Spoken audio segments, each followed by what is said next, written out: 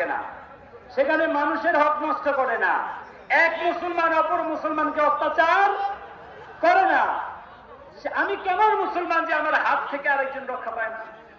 অতএব আমাদের উচিত আমাদের হাতকে রক্ষা করা, সেভ করা, জিহ্বাকে সেভ করা। আল্লাহ সুবহানাহু ওয়া তাআলা যেন আমাদের সেই তৌফিক দান করেন। মনে রাখবেন, আমাদের এই মাতৃভূমি বাংলাদেশ, এই বাংলাদেশে ইসলাম এসেছে আউলিয়ায়ে কেরামের ফয়জ বরকতে, আদর্শের বদৌলতে, ভালোবাসার মাধ্যমে। আমি আপনাদেরকে একটা রেফারেন্স দিতে চাই।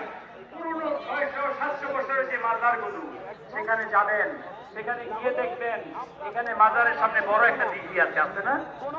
লঙ্গরখানা আছে। এই সুফিরা যখন এই মাটিতে এসেছে, সেখানে মাটিতে এসে এখানে মানুষের প্রয়োজনের জন্য আলহামদুলিল্লাহ সুম্মা আলহামদুলিল্লাহ তারা পুকুর খনন করেছে।